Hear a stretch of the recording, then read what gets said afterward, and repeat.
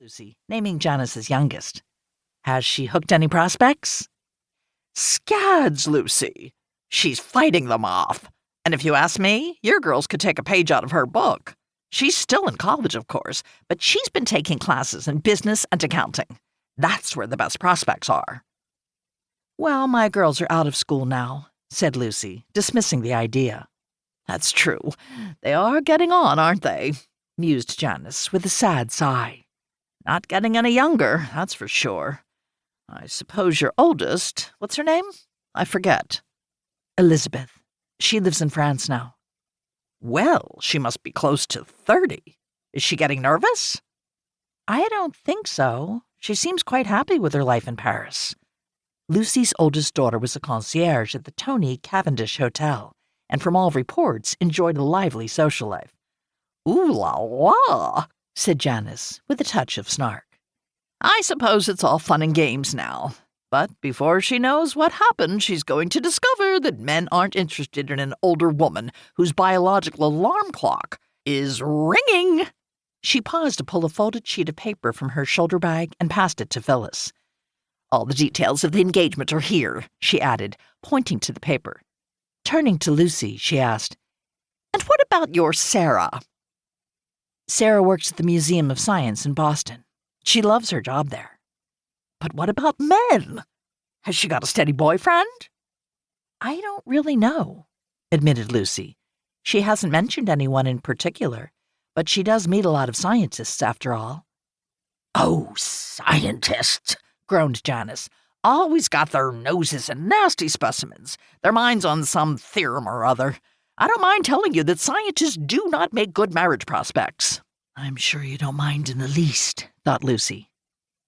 But Zoe, didn't I hear she's working for the Sea Dogs? All those eligible young baseball players. Now that's what I call a brilliant move. Maybe she'll catch the next Ted Williams. She paused. Of course, they can't all be superstars now, can they? I do believe she's enjoying herself in Portland, said Lucy. Well, I wouldn't be surprised if she's the first of your little birds to fledge and fly off into matrimony, even though she's the youngest.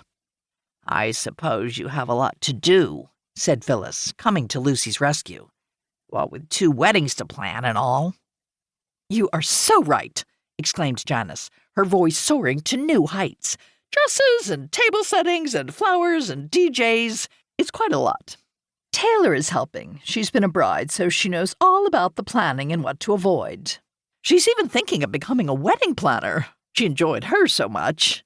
Janice was quick to reassure her listeners that Taylor's decision was purely optional. As a part-time sort of hobby thing. It's not as if she needs to make money. Warren's perfectly able to support her. In style, which is wonderful since she'll be able to stay home with the baby. Warren's the lawyer, you know. Lucy did know. She'd heard all about the wonderfulness of Taylor's husband many times. Well, we'll make sure Chelsea's announcement runs in this week's paper, she said, pointedly turning to her computer screen and opening a file. It's a lovely picture of the 2 of them, added Phyllis, tucking it away in a manila folder. I'll mail it back to you, she added, hopefully dismissing Janice. Well, sighed Janice, realizing that she'd lost her audience. As you know, I have an absolutely huge to-do list. Have a nice day, said Lucy offhandedly, her focus still on the computer screen.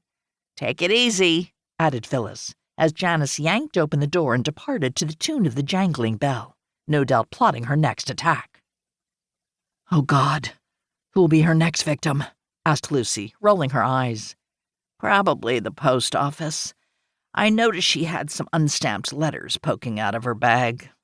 You know, I wouldn't find Janice so upsetting if I didn't in my heart of hearts wish my girls would settle down and start producing grandbabies. I'm ashamed to admit it. There's no shame in it, said Phyllis, offering consolation. It's natural. I don't understand these modern girls. I mean, I know Janice is some prehistoric throwback straight out of a Jane Austen novel, but it almost seems like girls today, my girls anyway, positively resist entanglements. They want to be free as birds, hooking up when it suits them and moving on when it doesn't. Phyllis smiled naughtily. Kids today? Nothing new, huh? Chuckled Lucy. What goes around comes around. I know I certainly gave my parents